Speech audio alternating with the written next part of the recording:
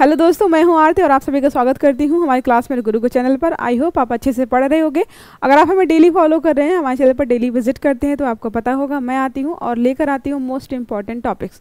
तो आज भी एक बहुत इंपॉर्टेंट टॉपिक जो है चर्चा में बना हुआ था, उसको हम यहाँ पर डिस्कस करने वाले हैं, जो है बहुत ज़्यादा चर्चा में बना हुआ है। ये पहली बार नहीं है, इसको लेकर के बहुत सारी न्यूज़ वगैरह आती रहती है। जैसे आपने सुना होगा साइबर अटैक, सुना होगा कि भाई किसी के सिस्टम को हैक कर लिया, किसी सिस्टम को हैक कर लिया, किसी की पूरी कंपनी को ही हैक कर लिया, डाटा सारा ब्रीच कर लिया, वहाँ पे वो सारा होता है कि हाँ साइबर अटैक हुआ। लेकिन डीडॉस जो होता है ना, ये थोड़ा सा अलग है। इसमें क्या होता है, आपको नुकसान नहीं पहुंचाते हैं, आपकी वेबसाइट का डाटा नहीं चोरी करते हैं, ना ही आपको कोई नुकसान होता है। बस यहाँ पे ये होता है कि रियल ऑडियंस जो वहाँ पहुँचनी चाहिए वो नहीं पहुँच पाएगी। जैसे मान लीजिए किसी नेताजी की रैली हो रही है, ठीक है, वहाँ पे उन्होंने बेचारों ने क्या किया है, जो सच में उनके फॉलोवर्स हैं, उनको पता है कि मेरे फॉलोवर्स हैं 5000 लोग हैं मेरे फॉलोवर्स, और 5000 सीट लगवा दी उन्होंने कि मेरे लोग आएंगे यहाँ बैठेंगे। कोई दूसरा व्यक्ति है, उसने सोचा कि इसके फॉलोवर्स जाए, इससे पहले क्या मैं अपने लोगों को भेज देता हूँ। तो लोग 10 बजे आने वाले थे, उसने पहले 9 बजे क्या किया, 5000 अपने लोग भेज दिए। उनके फॉलोवर्स नहीं पहुँचे, 5000 मतलब 2500 लोग उनके थे। 2500 लोग ऐसे थे जो कि वहाँ पे क्रिटिसाइज़ करने वाले थे। तो क्या हुआ कि उनके लोग जो सच में पहुंचने चाहिए थे उनको पहुंचने नहीं दिया, सीट ऑक्यूपाई कर ली। तो डीडॉस इसी तरीके का होता है कुछ। तो यहाँ पे बॉट्स का इस्तेमाल किया जाता है। आपके घर पे आर्टिफिशियल इंटेलिजेंस वाले बहुत सारी चीज़ें होती हैं, बहुत ज़्यादा आजकल AI यूज़ हो रहा है। तो जो इंटेलिजेंस ऑफ थिंग्स होती हैं, इंटरनेट ऑफ थिंग्स होती हैं, IoT जिनको शॉर्ट फॉर्म में बोलते हैं, बहुत अलग अलग चीज़ें होती हैं। तो क्या करता है, हैकर उनको हैक करता है, और जहाँ पे मतलब जिस वेबसाइट पर भी, या मान लीजिए कोई ऑनलाइन यूट्यूब पे लाइव होने वाला है, किसी जैसे अभी क्या होता है ट्विटर पे लाइव होने वाली थी कुछ चीज़ें, आपको पता है एलन मस्क है, उनके साथ क्या हो रहा था कि जो पूर्व राष्ट्रपति हैं USA के, उनके साथ एक इंटरव्यू होने वाला था, इसको वो लाइव चलाने वाले थे। लेकिन क्या हुआ, डीडॉस का हमला हुआ और वहाँ पे लोग जो सच में जाने चाहिए देखने के लिए वो जा ही नहीं पाए। तो सिस्टम क्रैश हो गया, सिस्टम डाउन हो गया, क्योंकि वहाँ पे सच में कोई ऑडियंस, रियल वाली ऑडियंस नहीं थी, सब बॉट्स थे, जिसकी वजह से ये बहुत ज़्यादा चर्चा में आ गया। तो आई होप समझ में आ गया होगा क्या होता है। जैसे कई बार आप देखते हो कि कोई साइट आपने है, कोई शॉपिंग साइट चला रहे हो, कोई वेबसाइट चला रहे हो, कुछ भी चले, बहुत स्लो चलती है, ठीक है। स्लो चलने का मतलब ये होता है कि भाई जितनी क्राउड वहाँ पे होनी चाहिए उससे ज़्यादा अचानक से वहाँ पे बहुत सारी क्राउड आ गई। और उसमें होता है कि बहुत बार होता है कि वहाँ पे रियल क्राउड नहीं होती, बॉट्स इस्तेमाल किए जा रहे होते हैं। जैसे आप कभी भी कहीं पर भी साइन इन करेंगे ना, तो उसमें पूछता है कि आप पहले कन्फर्म करो कि आप रोबोट नहीं हो, आपको इमेज देगा, बस ढूंढनी होगी, ट्रेन ढूंढनी होगी, रेड लाइट ढूंढनी होगी। तो ये सब चीज़ें होती है ना, उसी का एक तरीके से ये है, ठीक है। देखो लिखा क्या है यहाँ पे, टेक अरबपति एलन मस्क ने एक्स पर, एक्स मतलब ट्विटर, ठीक है, एक्स मतलब वो वाला एक्स नहीं है जो आप समझ रहे हो, ये जो है ट्विटर वाला एक्स है, बड़े पैमाने पर डीडॉस हमले की बात कही है, जिसके कारण पूर्व अमेरिकी राष्ट्रपति डोनाल्ड ट्रंप के साथ उनके साक्षात्कार का प्रसारण बाधित हो गया। उनके साथ इंटरव्यू होने वाला था लेकिन हो नहीं पाया, क्रैश हो गया, क्योंकि भाई किसी भी सिस्टम की एक लिमिट होती है कि इतने लोगों को हैंडल कर पाएंगे। आप जब फॉर्म भरते हो गवर्नमेंट एग्जाम्स के लिए, आप देखो वो ना साइट जो है लास्ट के कुछ दिनों में बहुत ज़्यादा बिजी हो जाती है। क्यों? क्योंकि उतनी मतलब ज़्यादा लोगों को बाद में याद आता है कि भाई हमें फॉर्म भरना है, और जो साइट की कैपेसिटी है, मान लीजिए एक बार में 50 लाख लोग या 5 लाख लोगों को हैंडल कर सकती है। अब 140 करोड़ की आबादी भारत में, उसमें सोच ली 10 लाख लोग ऐसे हैं जिनको याद है कि यार फॉर्म भरना, सब एक साथ पहुंच गए, तो साइट क्रैश कर जाती है, चलती नहीं है ना। वैसे ही कुछ यहाँ पे देखने को मिले। डीडॉस का मतलब क्या होता है, सेवा निषेध। जो सेवा आपको मिलनी चाहिए वो सेवा नहीं मिल पा रही है।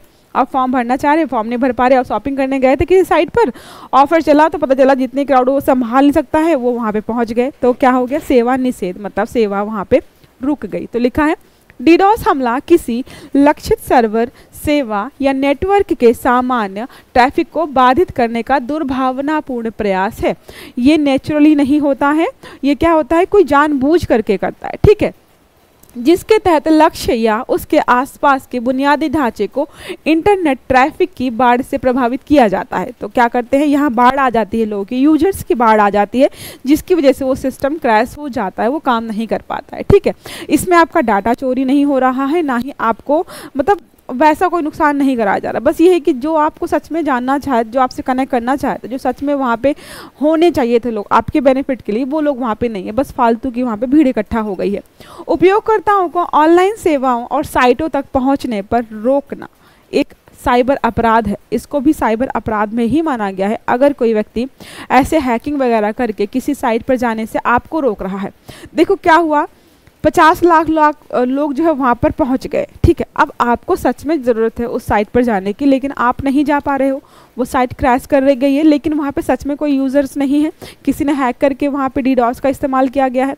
तो होता क्या है कि हमें ज़रूरत है लेकिन हम जा नहीं पा रहे, इसको भी एक तरह के साइबर अपराध घोषित किया गया है।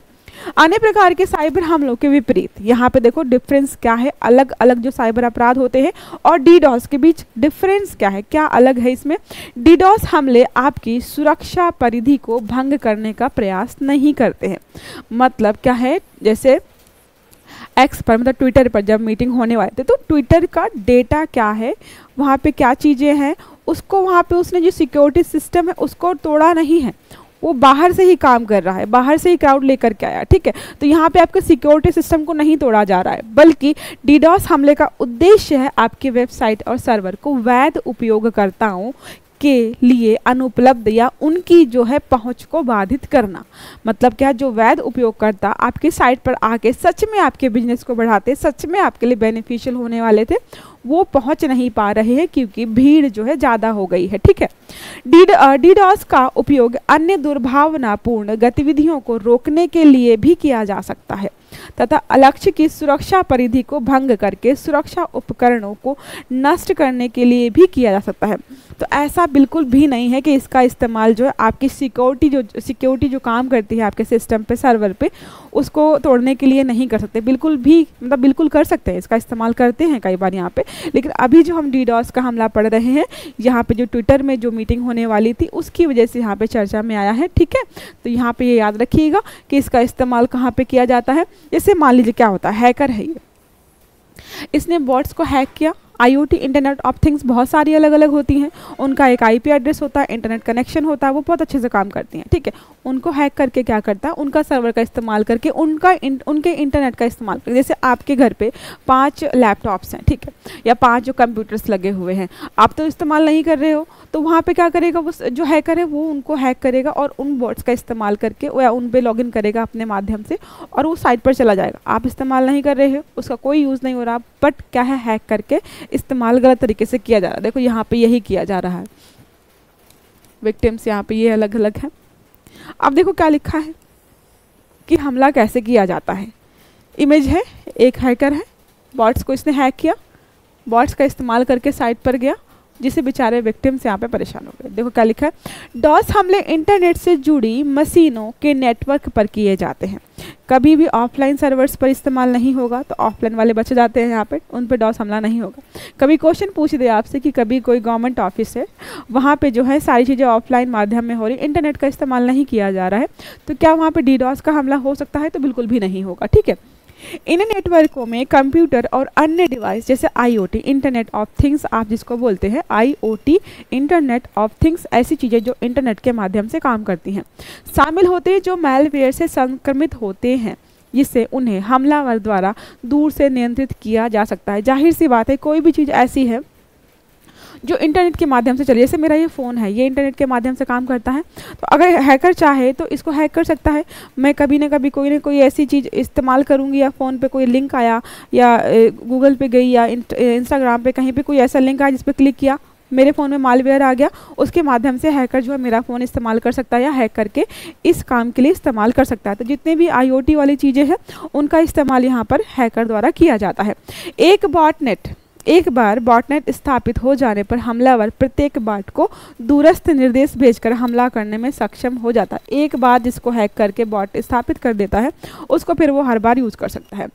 जब किसी पीड़ित के सर्वर या नेटवर्क को बॉटनेट द्वारा लक्ष्य बनाया जाता है, तो प्रत्येक बॉट लक्ष्य के IP पते पर अनुरोध भेजता है, जिससे संभवतः सर्वर या नेटवर्क के, देखो यहाँ पे होता क्या है, अब बहुत सारे बॉट्स जो हैं वहाँ पर पहुँचे, आप डिफ्रेंशिएट नहीं कर पाएंगे कि कितने यहाँ पे रियल यूज़र हैं और कितने ऐसे यूज़र्स हैं जो बॉट के, मतलब जिसको हैकर ने बॉट के माध्यम से यहाँ पे भेजा है। तो एक तो क्या होता है, उन दोनों के बीच अंतर करना मुश्किल हो जाता है, ठीक है। ये अपने आप में बहुत बड़ी समस्या हो जाती है, जिसकी वजह से समस्या का समाधान अभी तक ढंग से नहीं हो पा रहा है, जिसके परिणाम स्वरूप क्या होता है, सामान्य ट्रैफिक की सेवा बाधित हो जाती है।